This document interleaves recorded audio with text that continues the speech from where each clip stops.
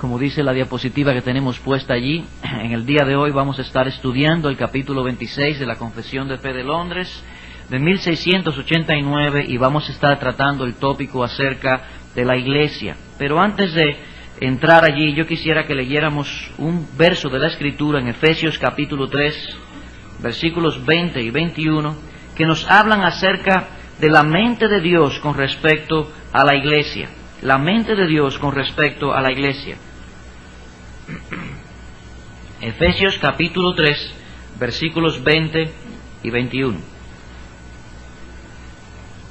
Dice la Escritura: y a aquel que es poderoso para hacer todas las cosas, mucho más abundantemente de lo que pedimos o entendemos, según el poder que actúa en nosotros, a Él sea la gloria en la Iglesia, en Cristo Jesús, por todas las edades, por los siglos de los siglos. Amén. Pablo está diciendo con este texto aquí que nuestro Dios recibe gloria en Cristo Jesús, en la Iglesia. Si Dios va a recibir gloria de los hombres, esa gloria va a ser por medio de la Iglesia. A Él sea la gloria en la Iglesia, en Cristo Jesús, por todas las edades, por los siglos de los siglos. Amén. La Iglesia, hermanos, es un elemento importante en la mente de Dios. De hecho, si ustedes toman la Confesión de Londres, se van a dar cuenta que es el capítulo más extenso que aparece en toda la Confesión. Aparecen 15 párrafos en relación a la Iglesia. 15 párrafos solamente en relación al tópico de la Iglesia. En ese sentido, este capítulo difiere grandemente del capítulo semejante en la Confesión de Fe de Westminster. Recuerde que la Confesión de Fe de Londres se nutre principalmente de la Confesión de Fe de Westminster, así como también de la Confesión de Savoy. Pero en este punto, de manera particular, la Confesión de Fe de Londres es muchísimo más extensa, así como también tiene algunas cosas distintas en su esencia. ¿Y esto por qué? En primer lugar, porque en cuanto a la doctrina de la Iglesia, los bautistas puritanos, que fueron los que conformaron la Confesión de Fe de Londres de 1689, diferían mucho de los puritanos presbiterianos, que fueron los que hicieron la Confesión de Fe de Westminster, precisamente en cuanto al gobierno de la Iglesia. Y por esa razón, en este capítulo, nosotros vemos que los autores de la Confesión se apegaron más al documento de Savoy que al documento de Westminster. Y de hecho, no tan solo al documento de Savoy que aparece escrito en la Confesión de Savoy, sino más bien a un documento que en esa confesión se refiere como un artículo o un libro en el cual están los lineamientos para el gobierno de la Iglesia.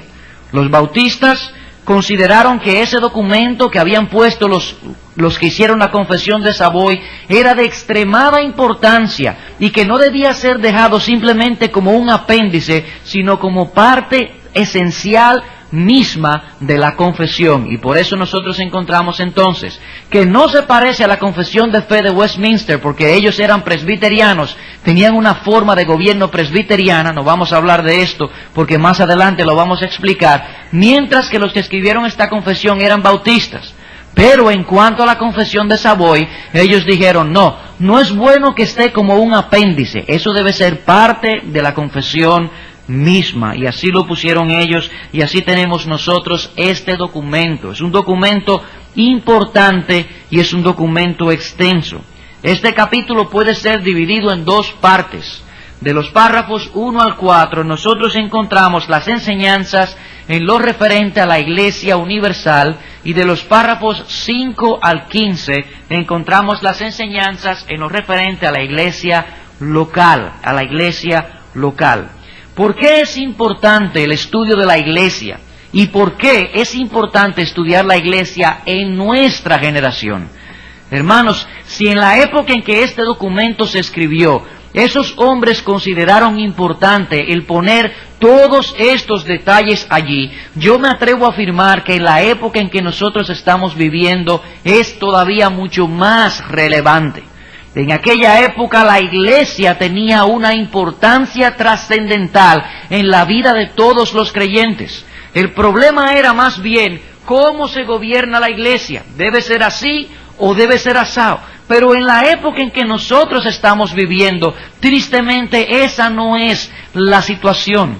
No estamos aquí hablando de personas que están decidiendo si deben estar en esta iglesia por este tipo de gobierno o en aquella otra iglesia, sino que nosotros estamos viviendo en la generación de los sin iglesias.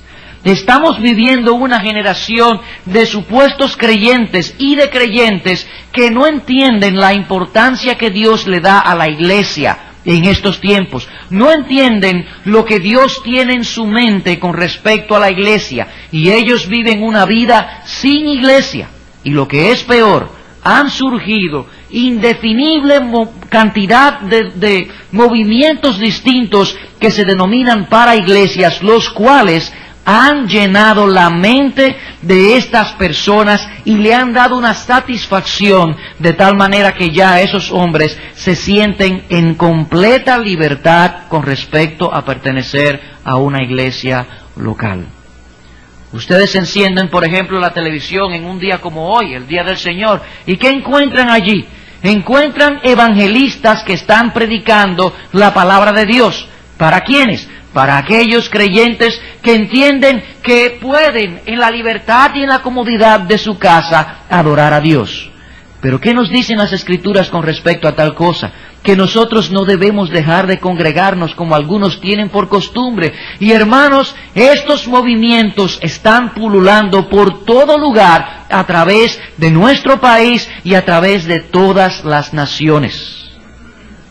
Tristemente, la idea con la que estos movimientos paraeclesiásticos o movimientos que están al lado de la iglesia se iniciaron, no fue con la idea de poner en la mente de los hombres que ellos no debían estar en las iglesias. Ellos empezaron como movimientos que estaban diseñados a ayudar a la iglesia a llevar a cabo la obra que Cristo le había encomendado.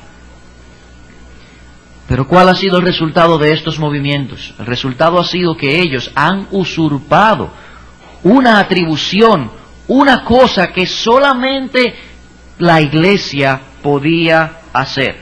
Ese texto que nosotros leímos en Efesios capítulo 3, versículos 20 y 21, dice que Dios espera recibir gloria de los hombres a través de ese organismo y esa institución que Él ha llamado la iglesia, la cual es el cuerpo de Cristo.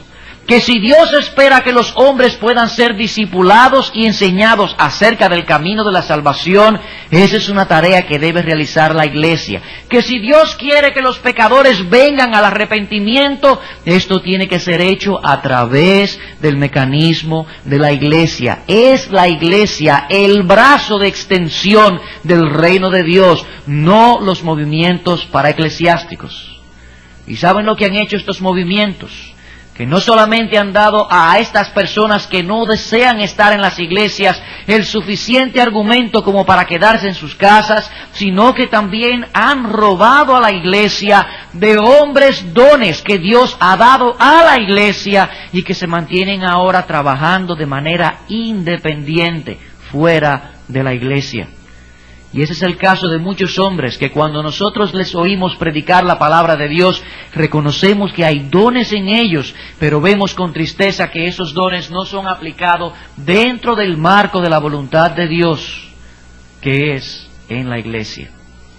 Y de esa manera muchas iglesias languidecen por falta de personas que puedan predicar la palabra de Dios con poder, que puedan alimentar a las ovejas de una manera correcta, mientras estos hombres están trabajando en un ministerio por aquí o en un ministerio por allí, en lugar de estar trabajando directamente con el pueblo de Dios en una iglesia local.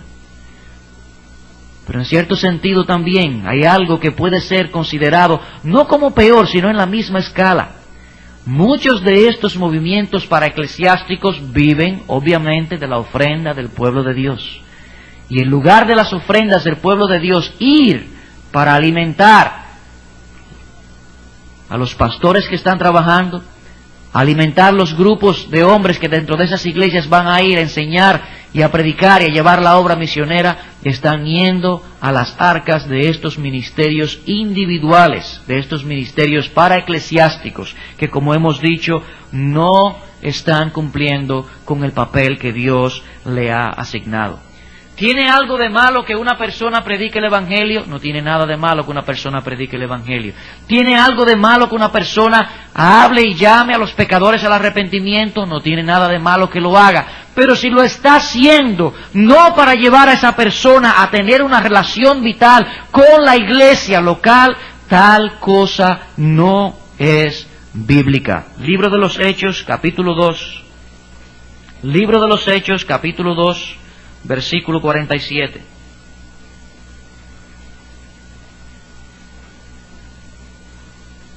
Hermanos, estamos teniendo esta introducción y alguno podrá pensar, pero vamos directo al material. No, hermanos. Para poder entrar a considerar ese material, primeramente tenemos que tener una conciencia clara sobre cuál es la mente de Dios con relación a la iglesia. Libro de los Hechos, capítulo 2, versículo 47, dice, en la segunda parte, y el Señor añadía cada día a la iglesia los que habían de ser salvos. Allí estaban los apóstoles predicando la palabra de Dios. ¿Y qué hacía el Señor?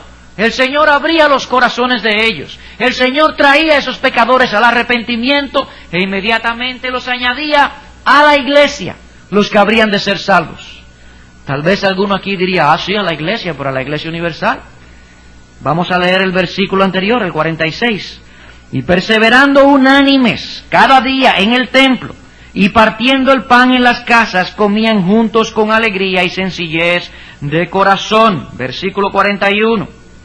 Así que los que recibieron su palabra fueron bautizados, y se añadieron aquel día como 3,000 personas. ¿Y qué hacían? Perseveraban en la doctrina de los apóstoles, en la comunión unos con otros, en el partimiento del pan y en las oraciones. Hermanos, eran añadidos a la iglesia, pero no dice allí a la iglesia universal, aunque tal cosa es cierta, sino que eran añadidos a la iglesia local, la iglesia de Jerusalén, que se reunía allí para tener comunión los unos con los otros, para orar, para partir el pan, y que a las 4 o a las 5 de la tarde decían, nos vamos a reunir en el templo a tal hora.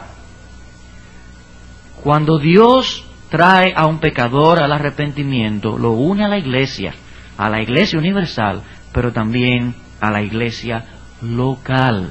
Ese es el plan de Dios y esa es la mente de Dios. Sí, tenemos el derecho de predicar el Evangelio, debemos predicar el Evangelio, tenemos que predicar el Evangelio, tenemos que levantar a las almas, tenemos que ayudarlas, tenemos que discipularlas, pero todo esto debe ser hecho en el contexto de llevar a esa persona a una relación vital, no solamente con la iglesia universal, sino también con la iglesia local, que como veremos, una cosa no es distinta de la otra en cierto sentido.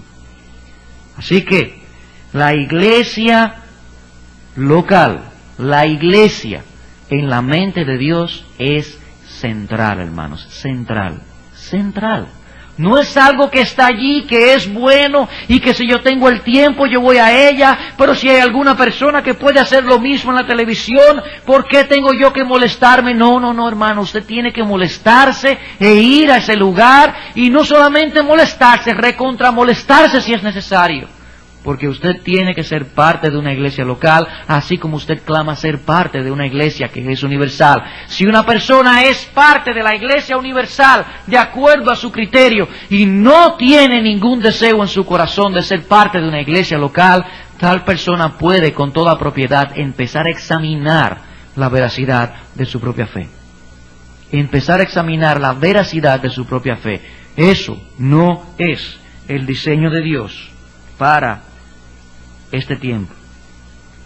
Hermanos, si ustedes toman el libro de los Hechos para reenfatizar este punto, se darán cuenta que toda la obra misionera que se hizo dirigida desde iglesias locales.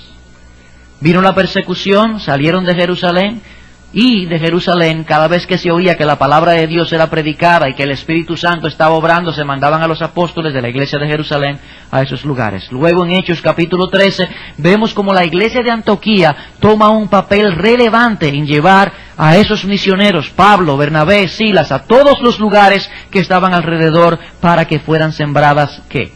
Iglesias. ¿Y qué hacían ellos allí? Ellos nombraban ancianos en cada iglesia. ¿Para qué? Para que esos ancianos edificaran a los hombres que estaban allí. El plan de Dios, la obra de Dios, la expansión del reino se ha hecho de acuerdo a la Escritura a través de la iglesia. Habiendo visto esto, entonces, hermanos, vamos a entrar a estudiar directamente lo que se nos enseña aquí con relación a la Iglesia Universal, como mencionábamos al principio.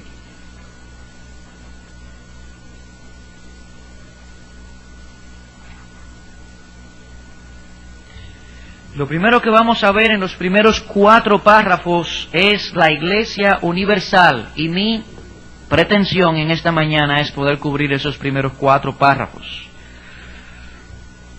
Vamos a leer el párrafo número 1 y encontramos aquí la Iglesia Universal, su identidad, y primeramente la veremos como invisible. Como invisible. No se preocupen por esos términos porque lo vamos a explicar ahora. Dice, párrafo número 1. La Iglesia Católica o Universal, que es invisible, en respecto a la obra interna del Espíritu y la verdad de la gracia, se compone de todo el número de los elegidos que han sido, son y serán reunidos en uno bajo Cristo, la cabeza de ella, y es la esposa, el cuerpo, la plenitud de aquel que llena todo en todos. ¿Qué tenemos aquí? Tenemos la identidad de la Iglesia Universal. La Iglesia Universal, ¿qué es? ¿Cuál es su identidad? ¿Y qué es la Iglesia Universal? Para ellos, describirla aquí lo hacen a través de 3 términos que podríamos considerar como términos claves. 3 palabras que son claves. La primera de esas palabras es la palabra católica. La palabra católica. La segunda de esas palabras es la palabra invisible, y la tercera palabra es la palabra elegidos. Y vamos a ver cada una de estas palabras para que podamos tener una idea clara acerca de lo que significa la Iglesia Universal.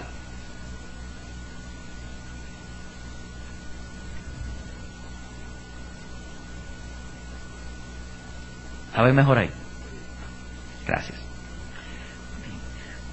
Vamos a ver esas 3 palabras, la palabra católica, la palabra invisible y la palabra elegidos. Dicen ellos que la Iglesia Universal es la Iglesia Católica, la Iglesia Católica. A lo mejor alguno al oír esta expresión que yo acabo de decir debe estar un poco intranquilo o incómodo, que la Iglesia Universal es la Iglesia Católica. Sí, hermanos, sí, hermanos.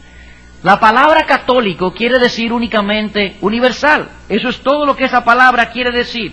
En un término más, o una forma más explícita, quiere decir que se extiende a todo el mundo o a todos los países. Que se extiende a todo el mundo o a todos los países. Estamos diciendo que la Iglesia Universal, la Iglesia de Dios, es una iglesia que se extiende a todos los lugares y a todos los países. El hecho de que la Iglesia romana haya atribuido para sí misma el término católico no quiere decir que tal cosa sea verdad. Ellos han tomado ese término y lo han aplicado exclusivamente a su membresía. ¿Qué han dicho los romanistas? Ellos han dicho, nuestra iglesia, la Iglesia de Roma, es la Iglesia católica y es la Iglesia apostólica. Es decir, es la Iglesia universal, es la Iglesia que se encuentra en todos lados, es la Iglesia verdadera, cimentada bajo los apóstoles. Pero nosotros sabemos, hermanos, que tal cosa no es verdad. Tal cosa no es verdad. ¿Por qué? Porque al ellos demandar que son la Iglesia Católica, están diciendo que cualquier otra congregación que se autodenomine cristiana no es parte de la Iglesia verdadera del Señor. Y hermanos, tal cosa no podría ser más falsa. Tal cosa no podría ser más falsa. Nosotros conocemos y sabemos que ciertamente tal reclamo, el decir que solamente aquellos que se encuentran dentro de los límites de la Iglesia romana son la Iglesia del Señor, es una falsedad. Si bien es cierto que no todos los grupos que se autodenominan cristianos son parte de la verdadera Iglesia Universal, cualquier iglesia cristiana verdadera, es decir, una iglesia cuya cabeza sea Cristo y cuyo fundamento sea lo que han puesto los apóstoles, las enseñanzas de Cristo, es una iglesia legítima del Señor. Oigan lo que estoy diciendo. Cualquier grupo, cualquier iglesia verdadera en todo el mundo, no importa la denominación, que tenga a Cristo como cabeza y al Evangelio, la palabra de Dios revelada como su fundamento, es una iglesia verdadera. Pero noten también lo que dije. Dije que no todos los grupos que se autodenominan cristianos son parte de esa iglesia verdadera. ¿Y cuáles son esos grupos que se denominan cristianos? Por un lado tenemos los testigos de Jehová. Ellos se denominan como un grupo cristiano, pero nosotros sabemos que tal cosa no es verdad. También tenemos los mormones y muchos otros grupos que se llaman a sí mismos cristianos. Estos grupos no son parte de la iglesia del Señor, pero cualquier grupo, cualquier iglesia, cualquier denominación cuya cabeza realmente sea Cristo, que esté constituida como Dios lo ha puesto en su palabra, dirigida por pastores y con una membresía de hombres regenerados y nacidos de nuevo, esa iglesia, ese grupo, denominación, es parte de la iglesia de Dios. En otras palabras, hermanos, lo que estamos diciendo es que no importa si una congregación se está reuniendo en esta mañana en China. Si ellos tienen allí una iglesia constituida por Cristo, donde Cristo es la cabeza, allí ellos son parte de la iglesia del Señor, lo mismo que una iglesia en Cotuí. Lo mismo que una iglesia en Cotuí. Nosotros no podemos sacar a estas iglesias como parte de la iglesia universal de Dios, sino todo lo contrario. Ellos son parte de esa iglesia universal. Hermanos, nosotros en esta iglesia, Iglesia Bíblica del Señor Jesucristo, jamás podríamos llamarnos la iglesia. Nosotros no somos la iglesia. ¿Por qué? Porque decir tal cosa sería decir, todo el que no pertenece a Iglesia Bíblica del Señor Jesucristo no es parte de la iglesia del Señor. Nosotros somos una iglesia parte de las demás iglesias que conforman la iglesia universal de nuestro Señor Jesucristo. Esta iglesia universal, hermanos, es la iglesia que Cristo tenía en mente cuando en Mateo capítulo 16, versículo 18, Él dijo, yo edificaré mi iglesia.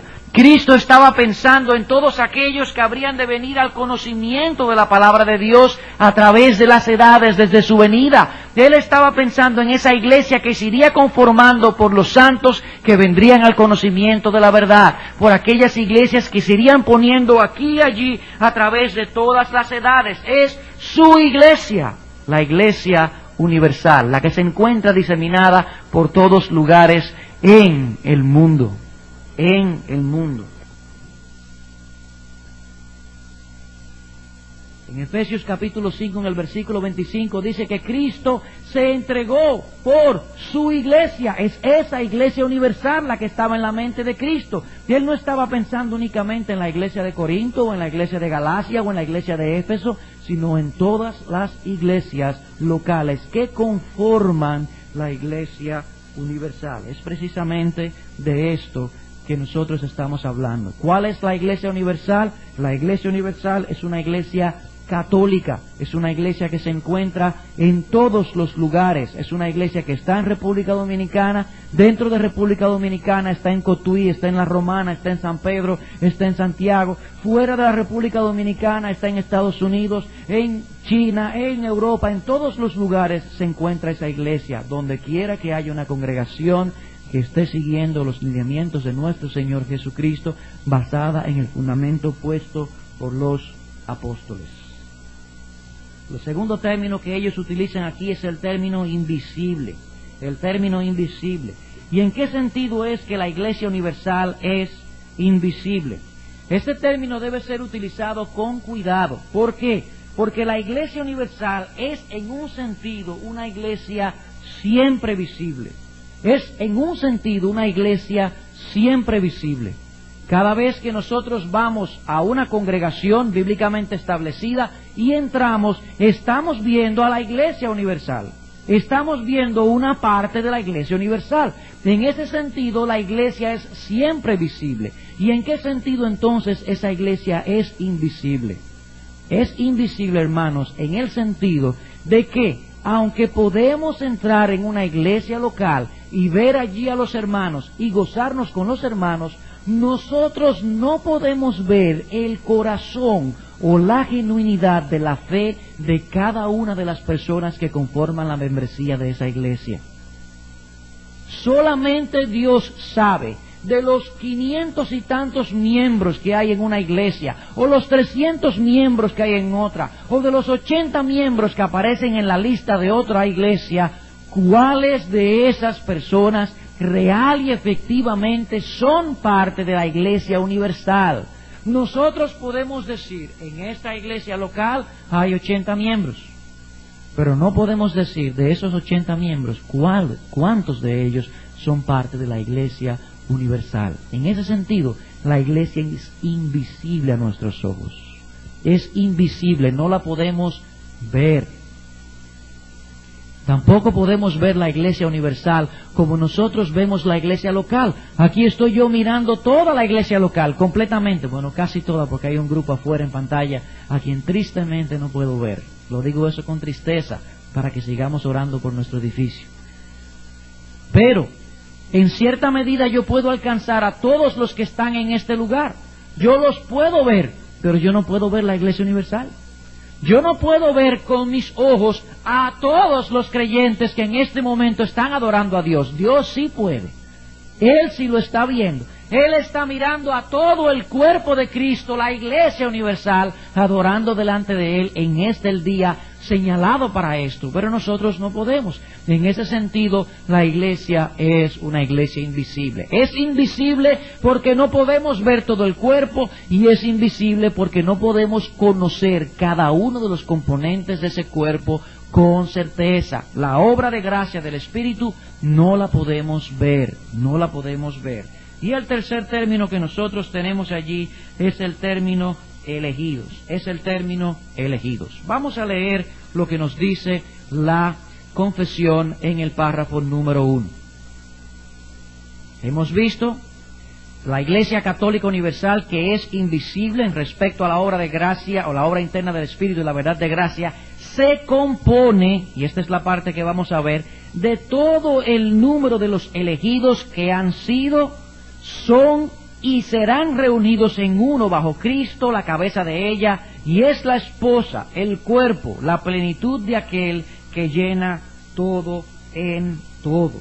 ¿Quiénes componen esta iglesia? Dicen ellos, está compuesta por aquellos que han sido, son y serán reunidos en uno bajo Cristo. Son estos los elementos que componen la iglesia universal. Bien, pero ¿es esta declaración cierta? O en otras palabras, ¿enseña la Escritura que la iglesia universal consiste de todos los elegidos? ¿Consiste la iglesia universal de personas como Abel? ¿Consiste la iglesia universal de personas como Abraham, de personas como David, de hombres del Antiguo Testamento, así como también nosotros y aquellos de nuestros hijos o nuestros nietos que habrán de venir al conocimiento de la palabra de Dios? Para poder responder a esta pregunta es necesario que nosotros hagamos una distinción. Tenemos que hacer una distinción. La iglesia, hermanos, es la expresión final y organizada y terrenal del pueblo de Dios.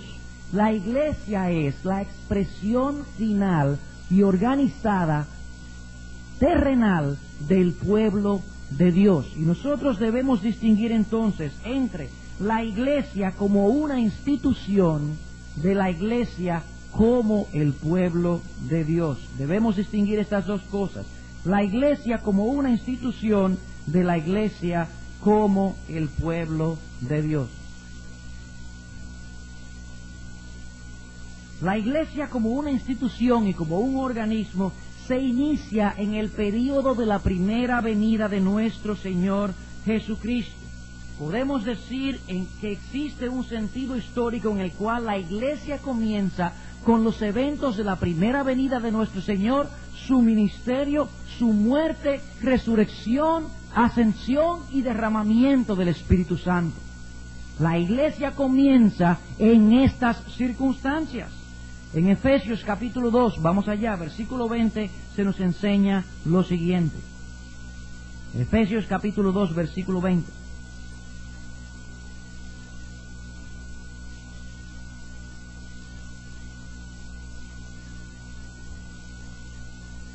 Que nosotros somos edificados sobre el fundamento de los apóstoles y profetas, siendo la principal piedra del ángulo Jesucristo mismo.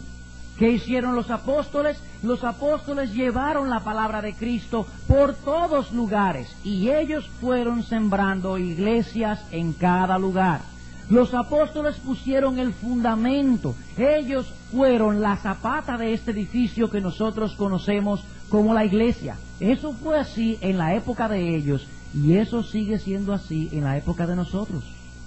Hermanos, ¿cuál es el fundamento sobre el cual ustedes están siendo edificados? No es por la palabra de Dios que les es predicada. Continuamente lo que Pablo dijo, lo que Pedro dijo, lo que Juan dijo, lo que hizo tal apóstol o tal otro apóstol, es el fundamento sobre el cual nosotros estamos siendo edificados en Cristo. Este es el fundamento que fue puesto al principio y es el fundamento que sigue siendo puesto al día de hoy. Por lo tanto, cuando Cristo dijo que Él edificaría su iglesia, Cristo se estaba refiriendo a estas cosas que habrían de suceder a partir de su primera venida y que estarían sucediendo hasta que Él regresara otra vez.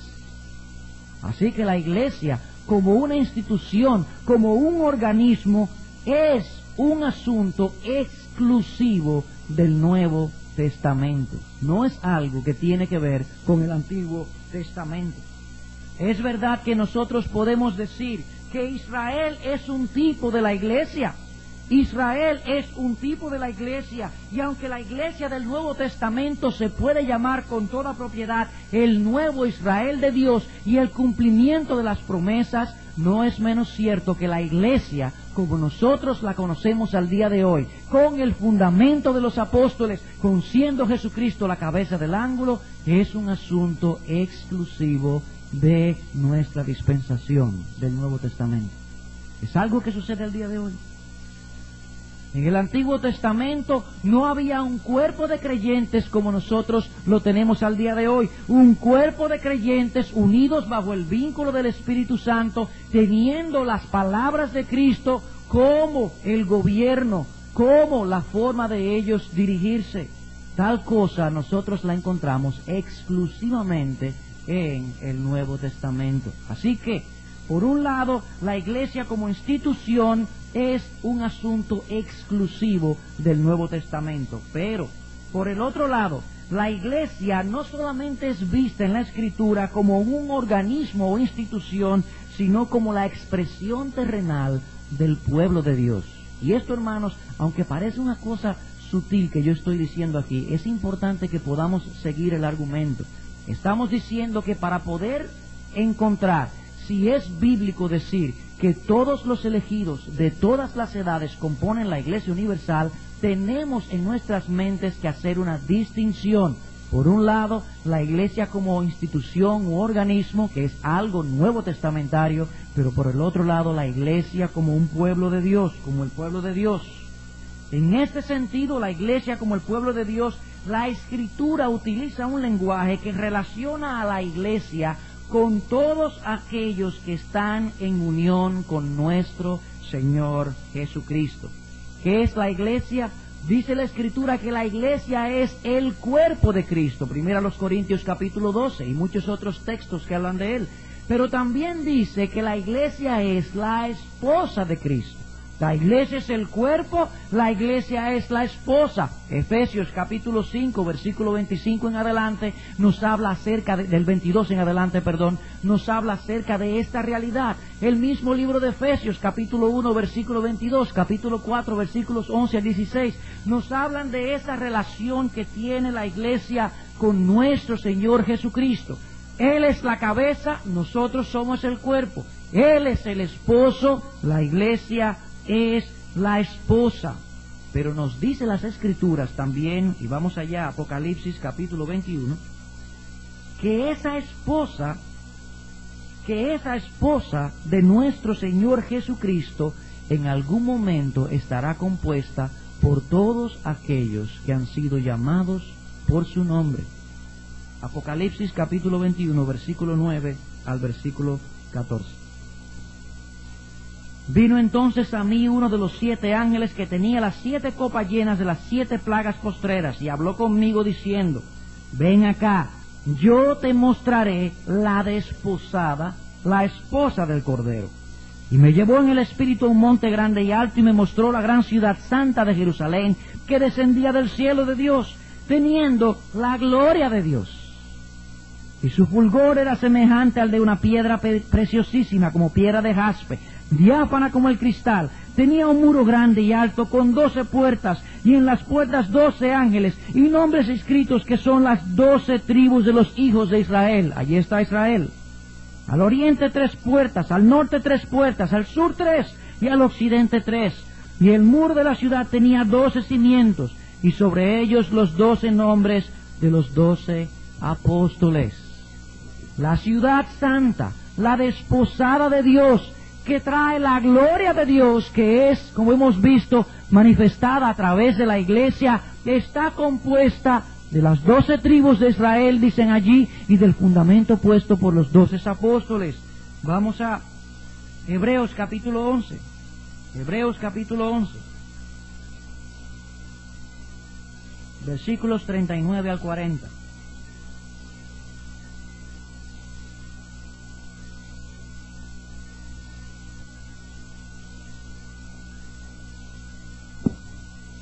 Hablando acerca de los héroes de la fe, aquellos que precedieron a los santos del día de hoy, aquellos que ejercieron fe, dice: y todos estos, aunque alcanzaron buen testimonio mediante la fe, no recibieron lo prometido, proveyendo Dios alguna cosa mejor para nosotros, para que no fuesen ellos perfeccionados aparte de nosotros. Ellos no van a recibir un privilegio más grande que el de nosotros, pero nosotros tampoco recibiremos un privilegio más grande que el de ellos.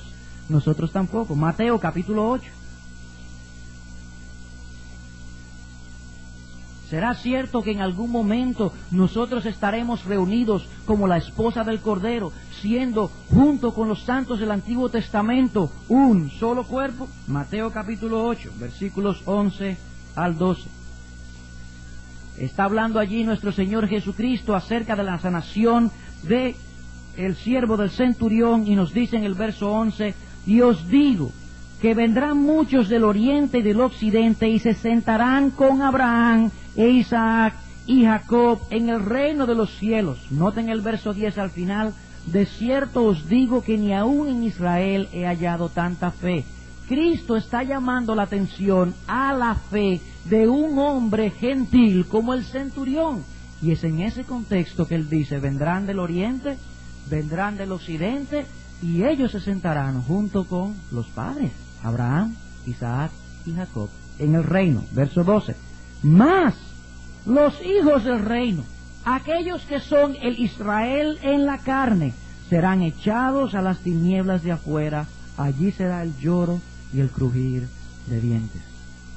Hermanos, habrá al final de los siglos un solo pueblo de Dios, el pueblo de aquellos que han creído en el Mesías. Nosotros que hemos creído en el Mesías, que vino y murió en la cruz del Calvario y resucitó y está sentado a la diestra de Dios.